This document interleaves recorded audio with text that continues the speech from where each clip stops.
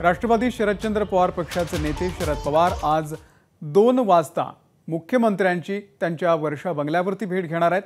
राज्यातील विविध प्रश्नांसंदर्भात ही भेट असल्याचं कळतंय। थोपटे आणि कोल्हेंच्या कारखान्याला कर्ज नाकारण्यात आलेलं आहे आणि त्यावरून शरद पवार हे मुख्यमंत्र्यांसोबत चर्चा करण्याची शक्यता आहे। प्रेमाने सांगूनही मागणी मान्य होत नसेल तर संघर्ष करू असा इशारा पवारांनी दिलेला आहे। राज्यातील विविध प्रश्नांसंदर्भात सुद्धा ही भेट असेल। 8 दिवसातली ही दुसरी भेट आहे। याआधी 22 जुलैला या दोन्ही नेत्यांमध्ये भेट झालेली होती। मागच्या भेटीमध्ये मराठा ओबीसी आरक्षण हा विषय होता आणि यासोबतच दुधाचा प्रश्न, विरोधी पक्षातील नेत्यांच्या कारखान्याला कर्ज न देणं हा विषय सुद्धा होता। निलेश बुधावले आपल्याला या संदर्भातले अपडेट देतील। निलेश, आजच्या भेटीचं कारण काय?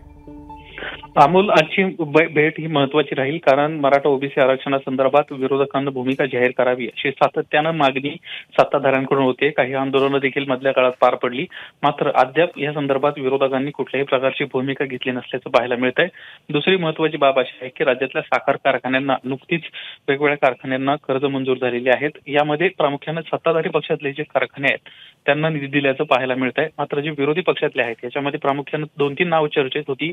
संग्राम थोपटे ज्यांना सुप्रिया सुळेंना लोकसभा निवडणुकीसाठी मदत केली, दुसरीकडे शिरूरचे खासदार निवडून येण्यासाठी अशोक बापू पवार आणि विवेक कोल्हे अशा महत्वाच्या 3 राज्याच्या नेत्यांचा विषय होता की ज्यांच्या कर्ज पहिल्यांदा फाईल मंजूर झाली होती, मात्र त्यानंतर ही फाईल रद्द करण्यात आलेली आहेत।